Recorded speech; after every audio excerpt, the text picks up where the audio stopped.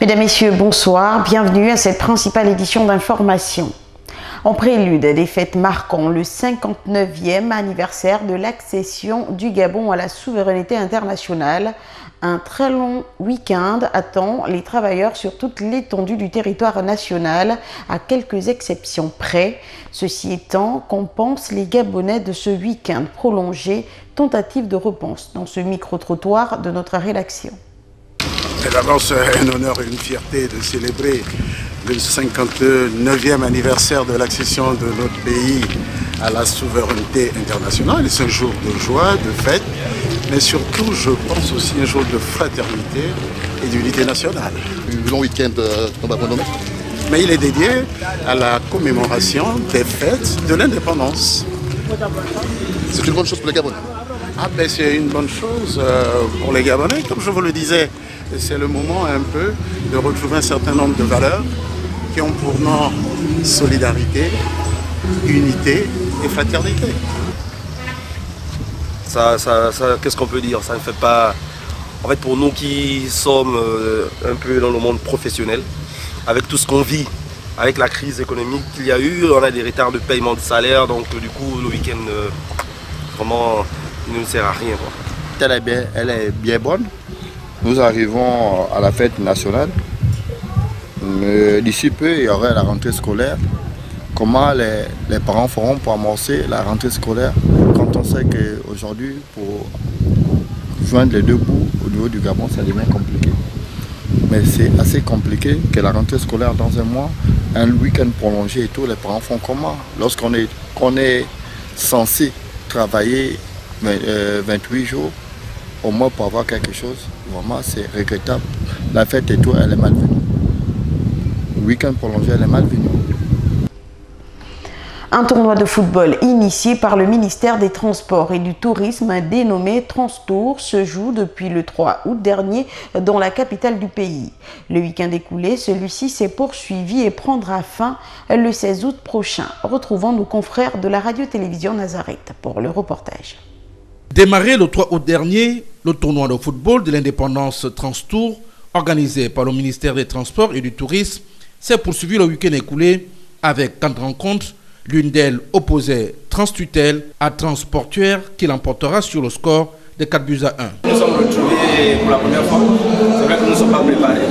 Nous avons pris 4 buts à 1 aujourd'hui. Vraiment, nous sommes très déçus de notre performance aujourd'hui, mais grâce à l'ancienne, nous ne sommes pas aussi déçus que ça. Puisque le plus important déjà aujourd'hui, c'était d'essayer de bien prendre plaisir au terrain avec certains anciens. Aujourd'hui, nous avons perdu, parce que c'est la première édition, mais nous espérons que nous ferons mieux la prochaine fois. L'année dernière, on était finaliste malheureux, donc on a pris toutes les mesures nécessaires cette année, avec une bonne organisation, encore avec GPM. Donc on essaie de faire une équipe digne de la zone portuaire. Initié pour affermir la solidarité et la fraternité, ce tournoi prend fin le 16 août prochain. Un communiqué du groupe Gabon Spécial Economic Zone annonce l'obtention d'un prêt de 200 milliards de francs CFA auprès du Fonds pour l'infrastructure en Afrique émergente et du groupe de développement des infrastructures privées.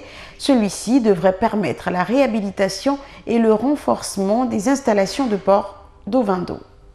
Gabon Spécial Economic Zone vient d'obtenir un prêt de 200 milliards de francs CFA. C'est ce qu'indique un communiqué du groupe. Grâce à cette somme obtenue auprès du Fonds pour l'infrastructure en Afrique émergente et du groupe de développement des infrastructures privées. Un financement qui permettra la réhabilitation et un renforcement des installations du port international d'Ovendo, ainsi que l'accroissement de ses performances de plus de 4 millions de tonnes. José Port est un puissant exemple de partenariat public-privé qui a créé un développement qui profite au Gabon. Avec ce financement, le port sera davantage à la pointe de la technologie. Il porte le nom de Delta de la Cuvette. Il s'agit du tout premier gisement de pétrole onshore découvert au Congo-Brazzaville. L'enjeu est énorme car ce gisement, qui dispose de 4 puits, pourrait pratiquement quadrupler la production de pétrole totale du Congo, actuellement à 350 000 barils jour. Le premier gisement de pétrole onshore au nord de la République du Congo, dénommé Delta de la Cuvette, a été découvert dans la localité de Mikungu, située dans le département de la Cuvette centrale. Il s'étend sur une superficie de 9 392 mètres carrés et compte 4 puits, dont le premier est en perforation depuis le mois de mars, selon la Société africaine de recherche pétrolière et distribution et l'entreprise PEPA chargée de son exploitation. Qu'on ait réussi une telle découverte dans la partie septentrionale du pays aussi, c'est un bon message. Cela a nécessité beaucoup de persévérance. Beaucoup d'oiseaux de mauvais augure aussi ne croyaient pas.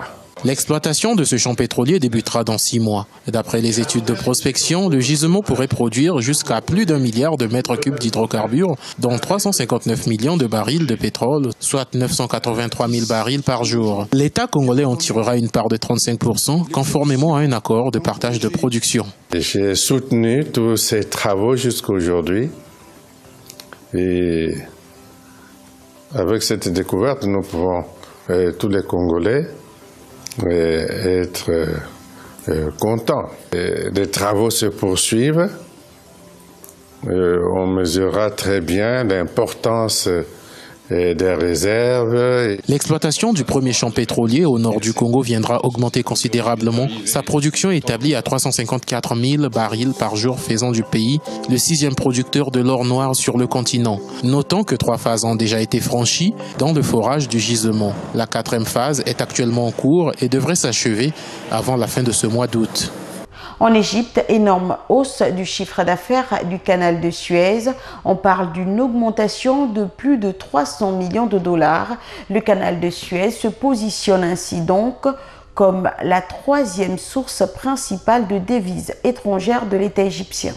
Selon les données de l'autorité du canal de Suez en Égypte, les recettes annuelles du canal ont augmenté de 300 millions de dollars pour atteindre 5,9 milliards de dollars rien que sur le péage des navires voulant traverser le canal.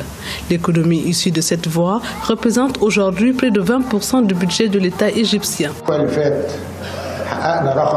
La semaine dernière, nous avons atteint un nombre record avec le passage de 81 navires en un jour. Selon nos prévisions, 97 navires passeraient par le canal en 2023. Nous sommes en 2019 et nous avons eu 81 navires et demain, si Dieu le veut, le nombre de passages de navires pourrait encore augmenter.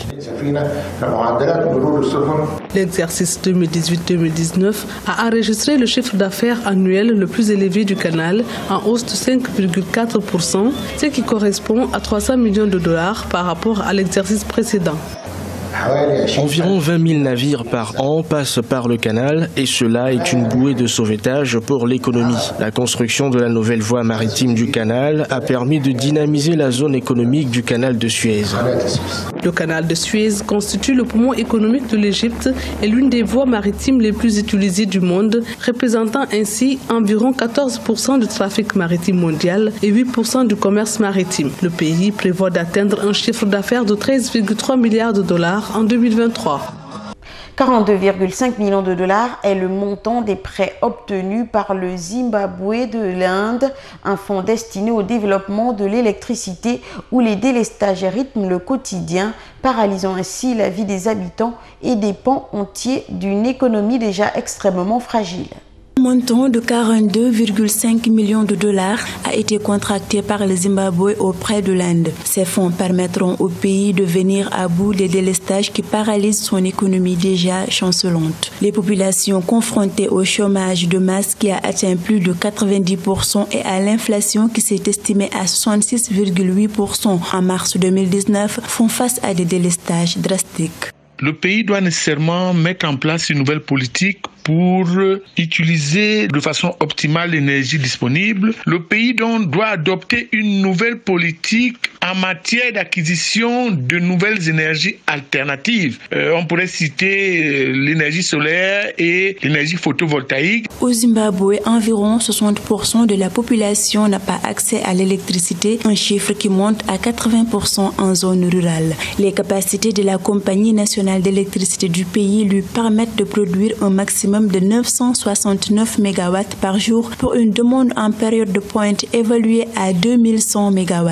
En outre, la production du secteur minier a baissé de 10% au cours des 4 premiers mois de 2019 à cause du déficit énergétique actuellement subi par l'industrie. Il faut non seulement réduire les délestages, mais réduire les effets causés par les délestages aux ménages, aux entreprises et aux petites industries existantes. Et ces effets, pour les réduire, il faudrait nécessairement mettre en place une autre politique alternative en matière de nouvelle énergie. Au Zimbabwe, la compagnie électrique nationale estime avoir besoin d'importer 14 millions de dollars d'électricité par mois pour faire face au déficit énergétique. Notons que le pays a des réserves connues d'environ 30 milliards de tonnes de charbon. Toutefois, le secteur de l'énergie est un secteur problématique pour le pays. C'est ainsi que s'achève cette édition d'information. Merci d'être restés les nôtres. L'actualité se poursuit.